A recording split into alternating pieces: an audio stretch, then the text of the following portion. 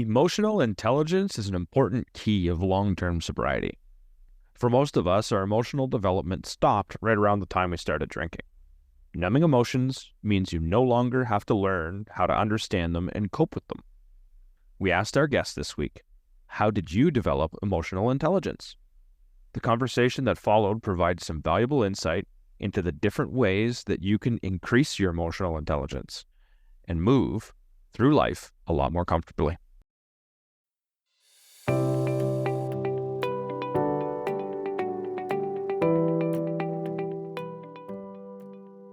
Welcome to Through the Glass Recovery podcast, where we believe that connection is the opposite of addiction, vulnerability is the antidote to shame, and that recovery isn't just rewarding, but it's also a lot of fun. We're your hosts, Julie and Steve. Listen as we get together with friends to shed light on the hard things, talk about the other side of addiction, and how we create a life so full there's no space left for alcohol. If you're new here, make sure you check out our website. You'll find all kinds of free resources to support your recovery journey. You'll find our entire list of 90 plus podcast episodes with show notes, a blog with articles to guide you through challenges, and all kinds of other great stuff. You can find it all at throughtheglassrecovery.com. All right, welcome everybody. This is episode 90 of Through the Glass Recovery podcast. It's crazy to think how long we've been doing this. Yeah, super happy to have you guys here. We're going to do our introductions, dive into this conversation. It should be a good one. I am going to ask Janelle to start with her intro first. Sure. Hi, everyone. I'm Janelle. Glad to be back. Janelle Testa. I'm a sober, queer person in recovery. I've been sober for 10 years. I wrote a memoir that's coming out September 3rd. It's called Make a Home Out of You, a memoir. It's an addiction memoir, so excited about that. And happy to be here. Really good to have you back. And for sure, make sure you send us that link again so we can post that in our show notes and get that out to all of our listeners. But yeah, it's really nice to see you again. Absolutely. And next, we're going to go with Mike. What's up? Hi, this is Mike. I am the one-man show behind Sober Press on Instagram and also the website soberpress.org. I've got 5 years plus sobriety, and I try and give back as much as I can. Very cool. Awesome. Really happy to have you back and love what you're doing in the recovery community. We really appreciate it. Yeah, absolutely. Thank you. Last but not least, we've got Nick. First timer. How's it going? I'm good. My name is Nick Pollard. I'm known as the People Displeaser online at Instagram and TikTok and Facebook. I have thepeopledispleaser.com, of course, and I'm publishing a book coming out toward the end of the year. Also sort of a memoir, but like a debauched memoir with steps to improve life. So hopefully that'll be something that everybody reads. But I'm glad to be here. Thanks for having me. Very cool. And started my journey in sobriety in 2018. Oh, okay, cool. Yeah, not too long ago. What's that? 6 years? Right on. Really cool. Yeah, we've followed you for quite a while. It was a friend of mine sent me one of your reels, and I was like, oh yeah, look at this guy. And then I think Julie was like, he's sober too. And I finally found the courage the other day to send him a message and find out if he wanted to join us. Well, I'm happy to do it. I love doing this kind of stuff. So anytime. Oh, Yeah. really? Awesome. Happy to have you. And yeah, my favorite thing is anybody who says all the stuff that nobody actually wants to hear, but really needs to hear. So you're great at that. We appreciate that about you. Yeah. So for a topic today, in all of the conversations we've been lucky enough to have with people that are successfully maintaining long-term recovery, emotional intelligence is a clear underlying piece of their success. I think when most people decide to stop drinking, the idea of emotional intelligence is nowhere on their radar. But it's not long before they realize they need to be headed that direction. So what has that looked like for you? How has increasing your emotional intelligence been important in your recovery? And I think like the question everybody is dying to know the answer to is, how did you start developing emotional intelligence if you're starting from ground zero? So feel free to dive into the conversation. There's no rules here. let us know your thoughts, and we'll just kind of go from there. Okay. Go I for guess it. Sweet. Go for Do it. it. Speaking of being emotionally intelligent, I think nobody's going to start if I don't. So I think EQ in terms of measurable sobriety is probably the most important thing that you can function in. And the reason that is because way too often, I mean, if you're like me, the way I drank was heavily, of course, and for a long, long time, but I was doing it in an effort to cover my emotions, to bury what I was feeling. I never really drank because I didn't want to feel. I buried because I didn't like what I felt, right? And learning to recognize how that functioned in the real world and how to recognize when I was having emotion has given me the ability to kind of short out the circuit that would trip when I was ready to go and do something dumb, right? And so, one of the things I ask people a lot in my own coaching practice, and when I'm working with, I very rarely end up working with people in addiction, but when I do, is if you can think of the first time that you kissed somebody that you liked, right? And everybody has the same kind of feeling, like nod their head, yeah, okay, I remember that. And then like you let that feeling settle in and point to it.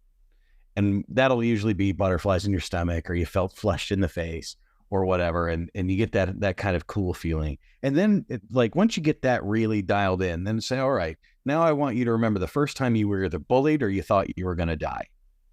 And very often those feelings are almost identical physically. Yeah. So what you're learning to do is just spot the warning signs through your own intelligence, right? And short out that system. And so your own experience, right? Yeah. Right. And if you and that also means that, of course, that if you can do a lot with that. So, if you look at like, okay, so if I feel the same as when I'm going to die, or I think I'm going to die as when I'm about to experience, love, well, then it's just contextual in a lot of cases. Right. Yeah. So very often we're not going to die. And we feel like we're going to die, but we're not going to die. And very often our feelings are not permanent. I've been married 3 times, so I can prove that unequivocally.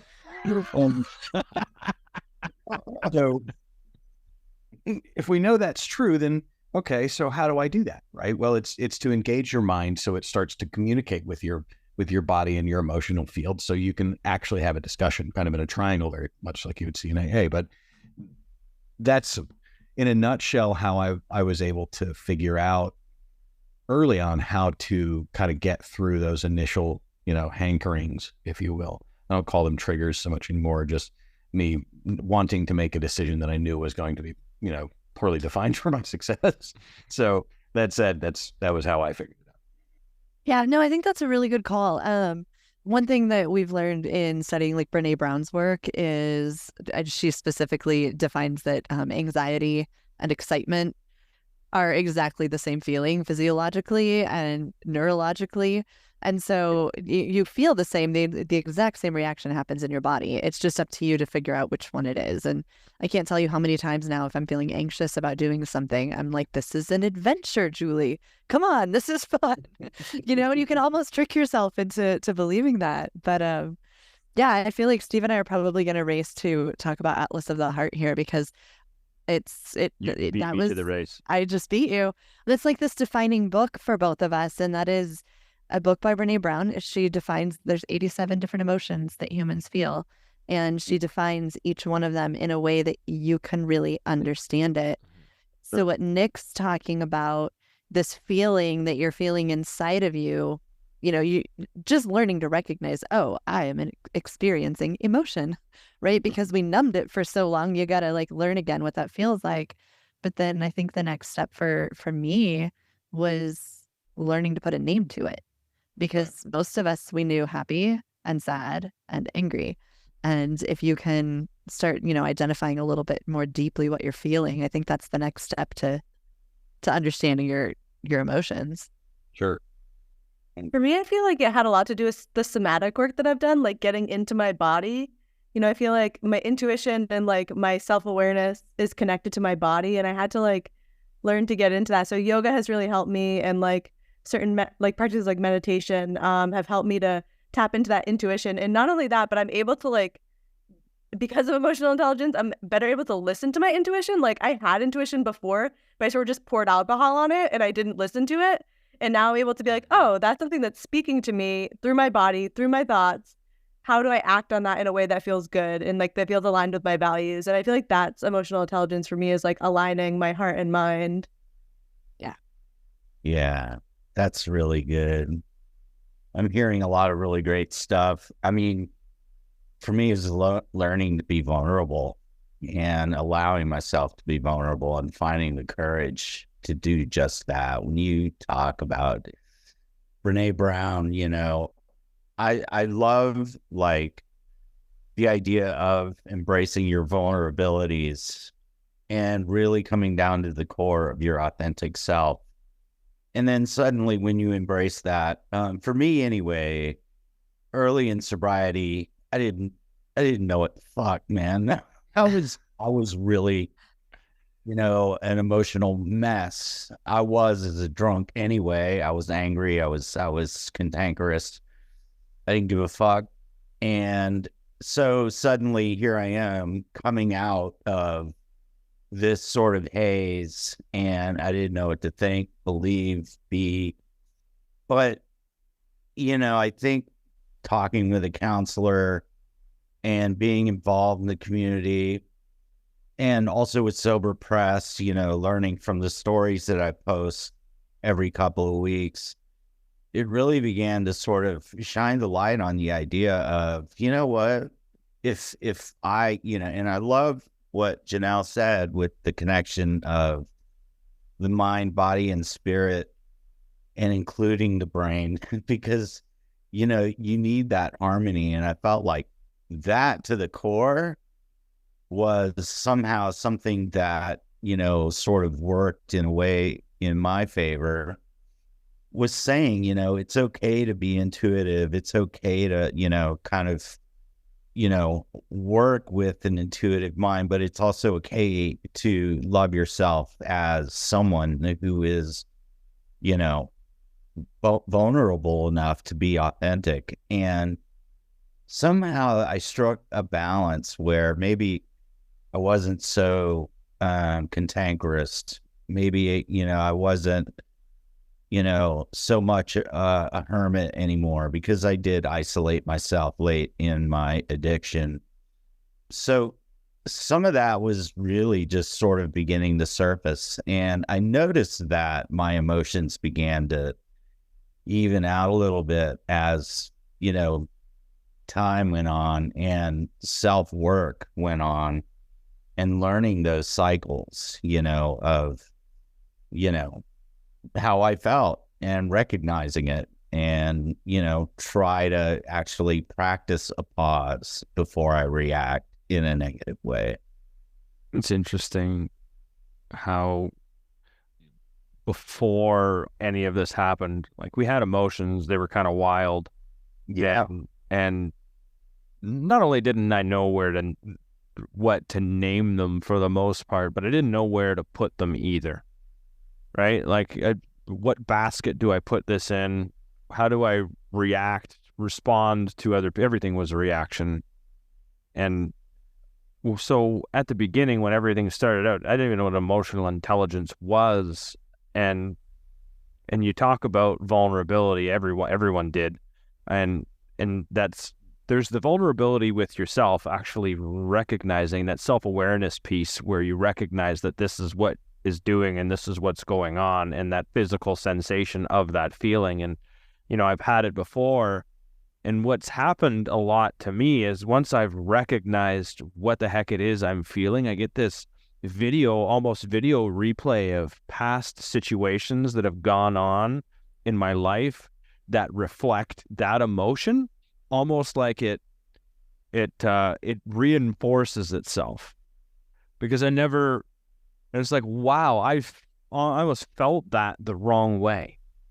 And because I named it wrong, or it didn't give it a name, and it actually allowed me to help understand my past more based on figuring out what the heck was going on today. And Julie mentioned Brene Brown, like the race, Atlas of the Heart was a book that helped me out a ton, because she says if you name the emotion wrong, you're going to feel it wrong.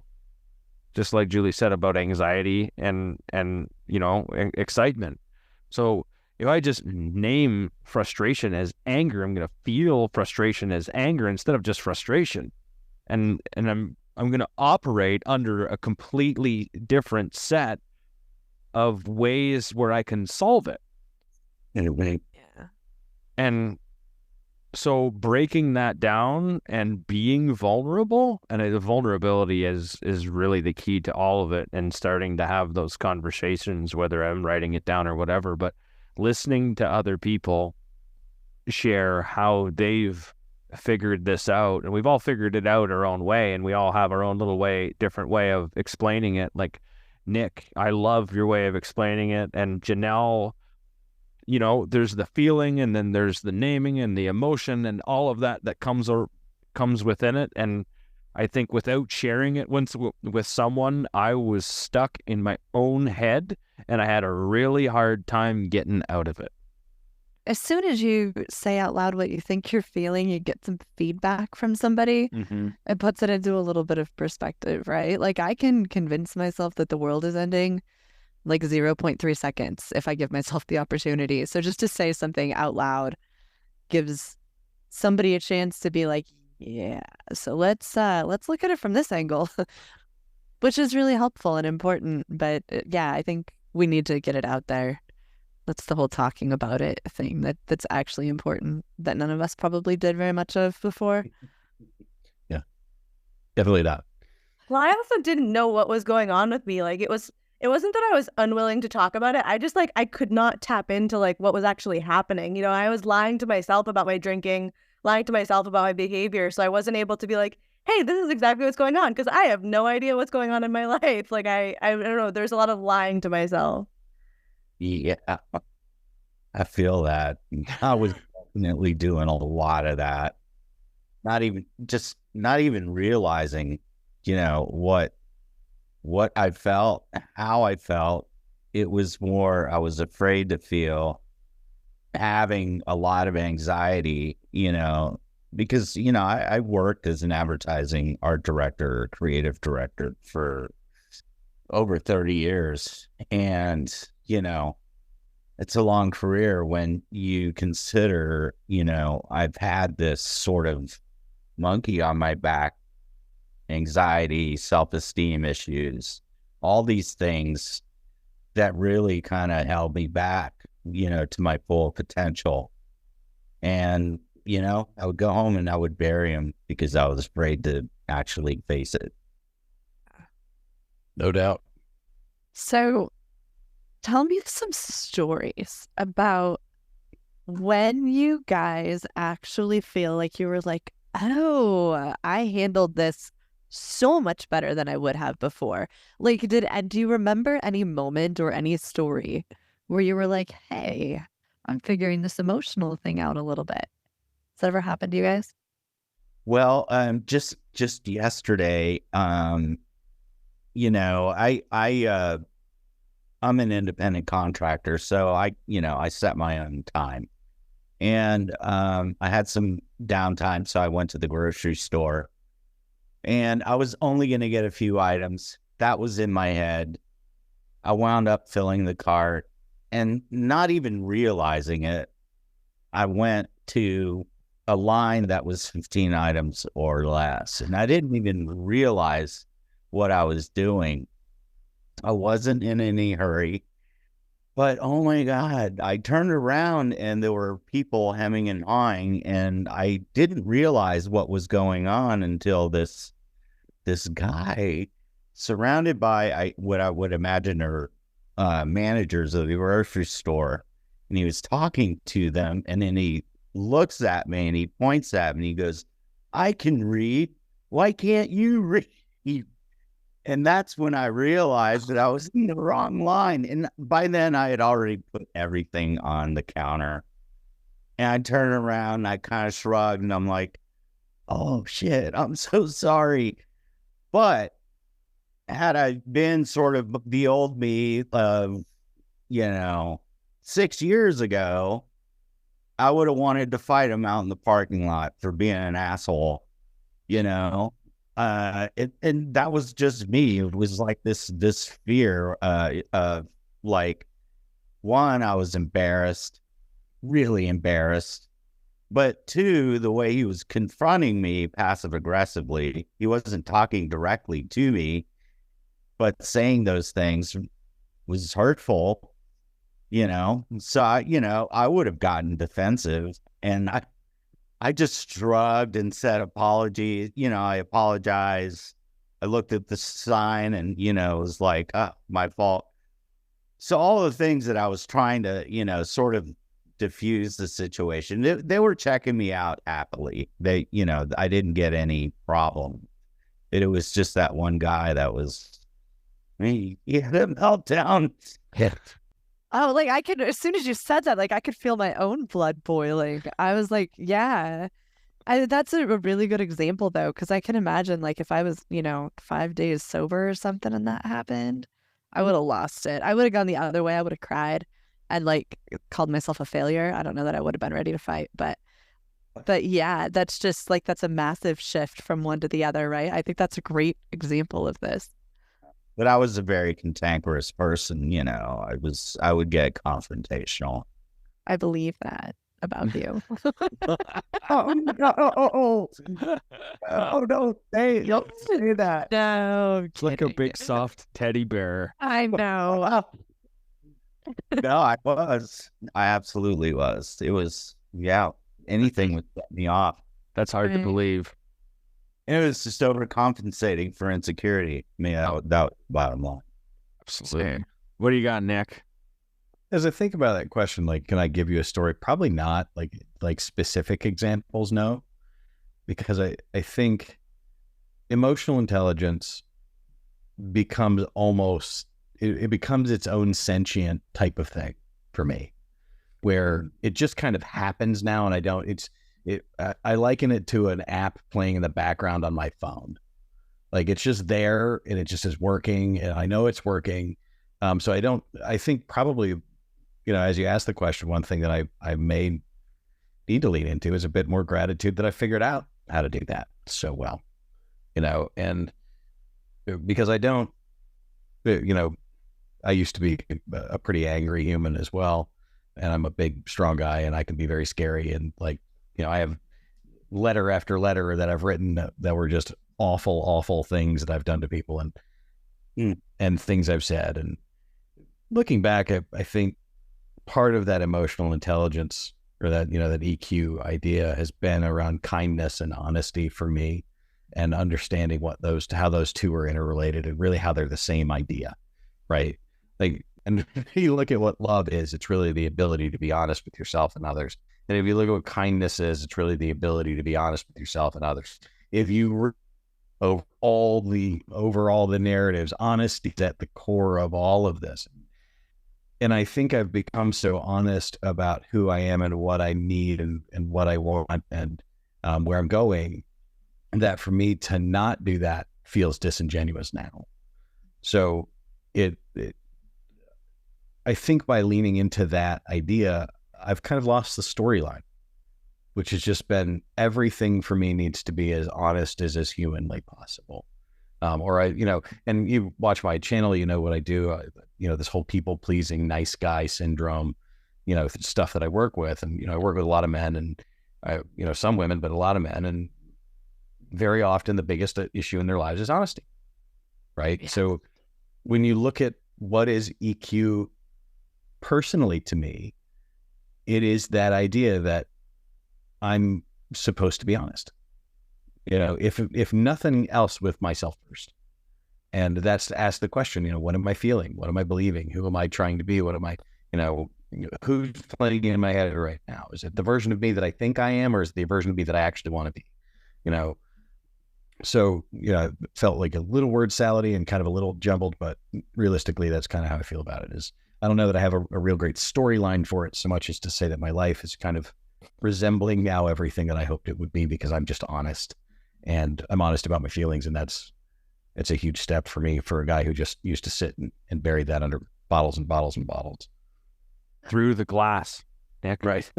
That's literally what Like, right? Bury it under bottles and bottles. That's where through the glass kind of come from, right? It's just the other side of that bottle.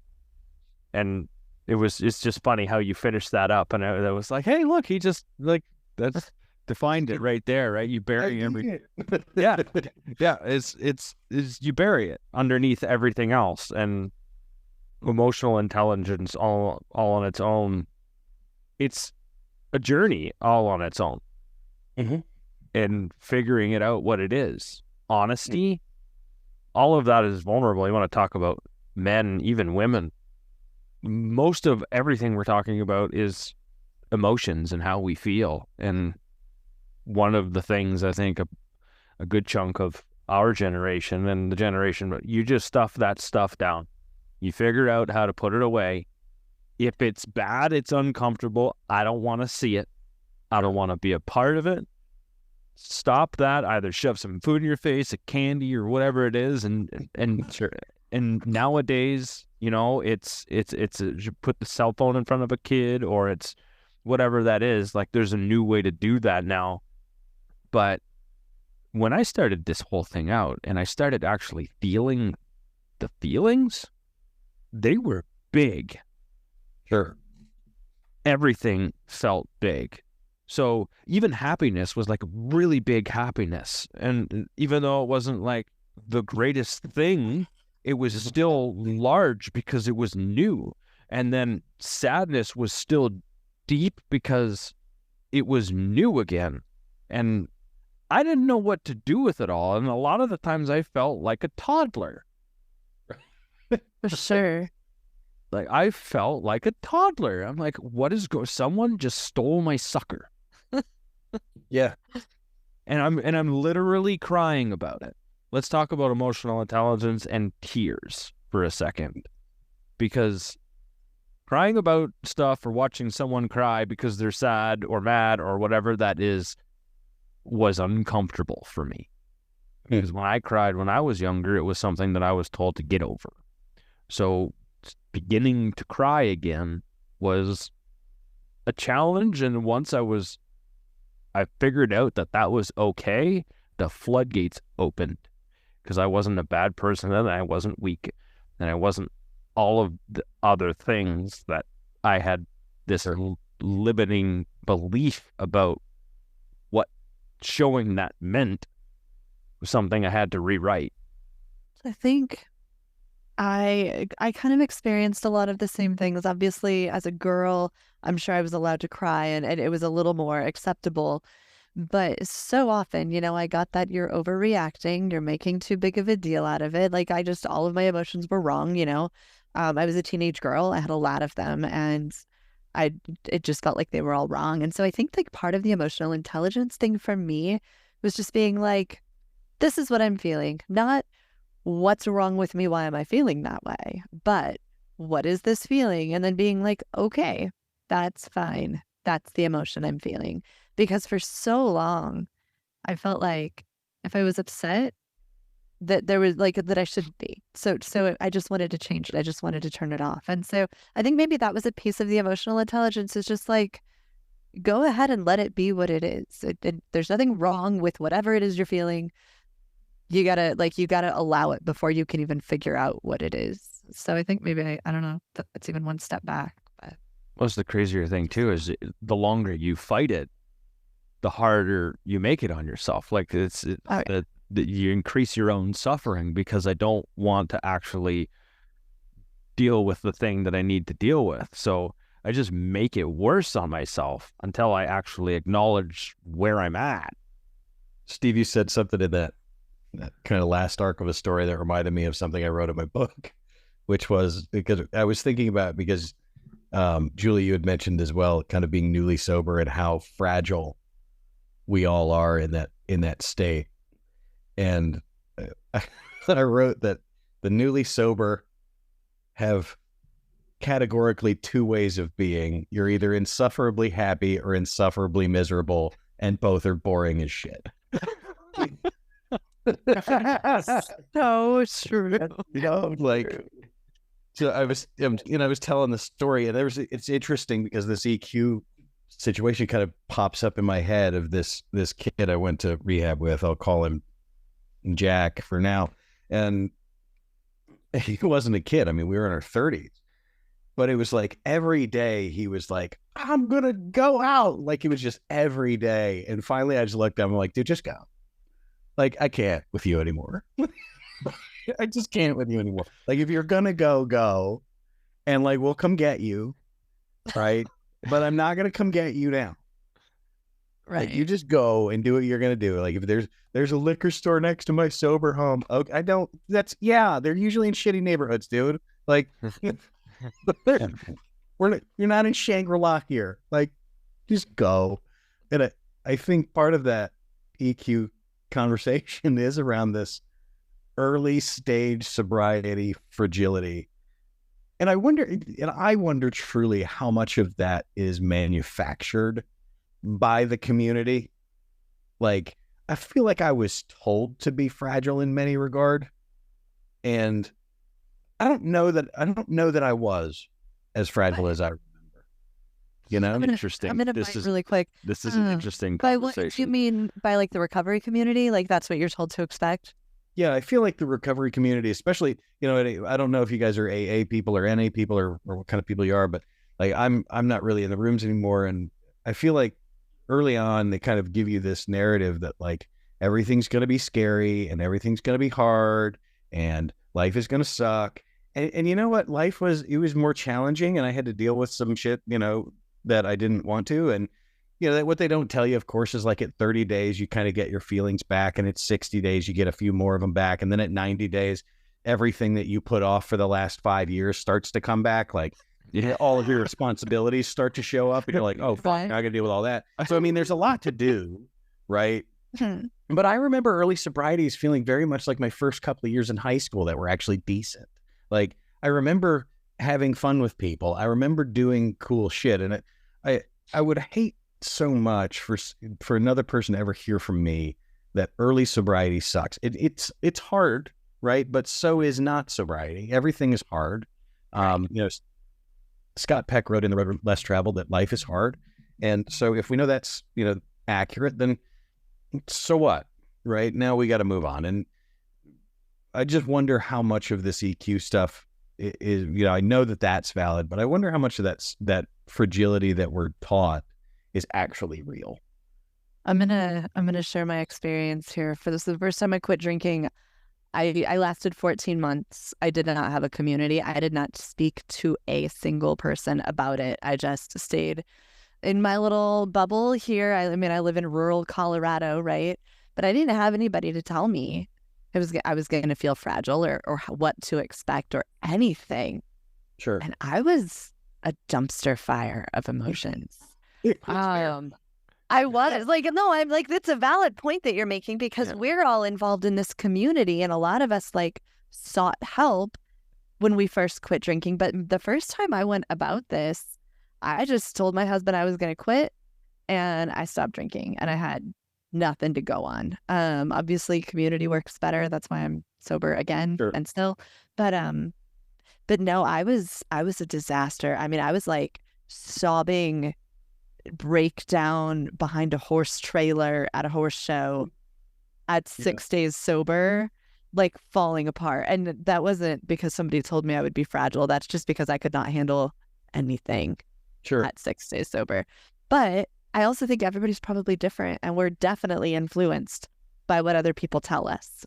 For sure. That puts a story in our head. When he brought that up, I could see how that story would have been embedded in me because I showed up in AA and there was a lot of fear mongering almost that was there. You're going to be scared of this. Things are going to be horrible. Things and you know, as long as you keep doing this thing, you're going to be fine. But if you don't, you're dead. You're going to die. Right. Die. And like that was the message that I heard. And so that message turns into fragility because you end up being just living in fear. Yeah. And so the second time I did it just with AA and not with rehab. Right. And so I go to the rooms of AA, I do the thing. And when I went to rehab, I never was afraid to drive by a liquor store. I wasn't afraid to walk through a grocery store. Like, I didn't have any of those emotions, right? But I get into the rooms of AA and they tell me I'm going to fucking die all the time and that everything is going to be scary and nothing is wonderful and everything hurts. And, you know, if I fart near a liquor store, I'm going to get drunk and probably my girlfriend's going to leave me and my life's going to be over. And I'm going to be old, alone, and in a hole, like sucking on a stale Sour Patch Kid until I die. Right. Like, and none of that mattered. Like, none of that was true. And I knew it wasn't true because I had fallen off. Like, I had done it and failed, and failing is fine. Like, if that's part of your journey and you're listening, like, you good to fair chance that you're going to go through that. So just buckle up. It's going to be fine. But, you know, get up and try again. But I struggle with the rooms presently because there's this toxicity around the idea that everything early sucks. Yeah. Everything early doesn't suck. It can. It just doesn't. It can. It can. Right. But it's not the overall or You're not overarching. guaranteed that it's all going to be miserable. Right. I mean, my first day in sobriety, the last time I did it was, you know, I went to a meeting and I met some really nice people and they took me out to lunch and then they took care of me all day and we had a bonfire on the beach and like it was actually really beautiful and people were nice to me all week and like it was hard, right? But like it's not all bad. And for sure. And I think part of that is owning in this vein of emotional intelligence is recognizing what's good when it's good. Oh, good call. Yeah, that's nice like, way to bring that all back. Yeah, you just Nick. like Good job. So what I was going to bring up here was there's 5 key elements to emotional intelligence: self-awareness, self-regulation, motivation, empathy, and social skills. Janelle. Gratitude. Gratitude, it didn't end up on the list of the things that I Googled. Doesn't mean it doesn't exist. I didn't make them up. I stole it off the internet. Well, I'm more bringing it up as sort of the truth for me anyway. Is early in sobriety, that was something that was kind of hammered into me, and at first I resisted it, and I'm like, I have nothing to be grateful for. But you learn, like, while I'm breathing, well, I have a fresh pair of socks to put on. You know, all the dumb shit that we take for granted is actually something that, hey, you know what? You realize there are people wishing for this right now. They don't have it. Sure. Mm-hmm. So it's that kind of perspective that, you know, in a way, I think will kind of pull you along if you recognize it, you know, daily, and it doesn't need to be anything like earth-shattering. But then conversely, the thing that really pissed me off was toxic positivity. That was, you know, early in sobriety, there were, you know, people with unicorn rainbows shining up their ass, and it's like, I don't fucking see it. Yep. That's all. No, it's all I think good. you got to be real. Oh, and that's 100%. Absolutely. What do you got, Janelle? Yeah, no, toxic positivity is like my least favorite thing. But I've just been thinking about, I think I do have an example of emotional intelligence that brings back like the self-awareness piece that you just mentioned. So I was on a date last night and this person said, I think I just overshared. And I was like, wow, that's really attractive. Not that you overshared, but that you noticed that you overshared and that you acknowledged it. And it got me thinking about how like emotional intelligence doesn't have to be perfect. It doesn't mean like getting everything right all the time. It just means like having some awareness and like, you know, trying to do the next right thing. When that's an AA phrase, but like trying to do the next right thing and just trying my best, I guess, and being aware of what I'm doing. So yeah, I've been thinking about that. I think emotional intelligence, I'm going to go this route real quick. I think emotional intelligence is really attractive. Yeah. Just in people, men and women, it's just, when you can have anybody who's emotionally intelligent, I can have a really cool conversation with. Mm-hmm. They understand vulnerability. They understand where I'm at. I understand where they're at. We can meet each other on some sort of level, agree to disagree without being angry. And really, that conversation can go really far and go really long, because we're not only just talking about things or life or whatever that may be, we're also figuring out how to relate to each other. Yeah. Sure. And Yeah. keeping each other involved in the conversation. There's almost like a level of care and an exchange of energy when some people that have really good emotional intelligence, or even somebody who's curious about it, they want to learn about how they're feeling or whatever, they're engaged. And I think that's the word I'm looking for, is you're engaged in that conversation. And it goes a long way. And one of the pieces in recovery that's important, and I think I'm going to wrap this up, Julie, unless you look like you want to say something. I have one more thing that I was going to say that I was going to try to squeeze in earlier, so it made better sense, but I'm just going to go ahead and throw it in here randomly. Nick was talking about like not really having an example because it just sort of happens, right? Like you keep practicing and you just get to the point where you have a sense of emotional intelligence. One of the things, like one of the ways that I defined recovery a little bit earlier on, was getting to the point where your natural emotional response is a healthy one. Mm-hmm. And it's a really beautiful thing when that happens, because my emotional responses were never healthy back, before. But yeah, I don't think it is necessarily some big defining moment. I think that at some point I was like, oh, well, that was a lot healthier than it would have been, a year ago or whatever. So I don't know. I liked that definition of recovery. Sorry, that was completely random and did not fit with what you were talking about, Steve. You may go ahead and wrap it up now. Thank you. Excellent. Thank you for, you just had the look on your face. You were like, I want to jump in. You almost had like your hand up, me, pick me, pick me. So I thought I would bite. Thank you. I appreciate it. Oh, you're welcome. Anyways, I'm going to try and pick it back up and see if I'm going to butcher this or not. And I'm not going to edit this part out, so it's going to stay. Here's some of the key things that we talked about: honesty, vulnerability, and talking about how you feel and naming your emotions. And I think that sums up exactly where we are. And once we get to figure that out and share that with people. Oh, Michael's got his hand up. I got another one. What's up? Well, I'm going to add self-awareness. I mean, Yes. you can't deny that, because there are so many people that float through the world, whether they're sober or not, they're just grossly lack of that. And there's that, in my opinion, Is the number one key thing. the worst. If people aren't aware of who they are, what they're projecting themselves to be, I mean, that's what the main thing that I took away from Janelle, and it resonated, just because, I have been with people lately that have just had a gross lack of self-awareness. That self-awareness is probably equal to some sort of emotional intelligence, because I think the emotional intelligence starts with us.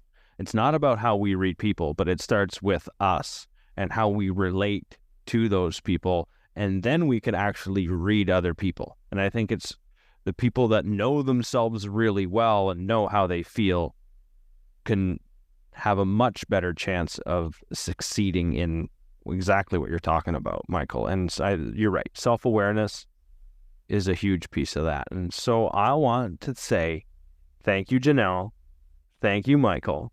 And thank you, Nick, for joining us on this episode tonight. I really appreciate you guys, the stories and everything you've had to share. I really appreciate your time. Thank you. Yeah, thank you guys so much. Appreciate it a lot. Thank you. You have to say something, Nick, because we don't record the audio. Thank you. I was just waving. Thank you to our listeners for hanging out with us today. Make sure you like, subscribe, follow through the Glass Recovery podcast so you don't miss future episodes every Monday.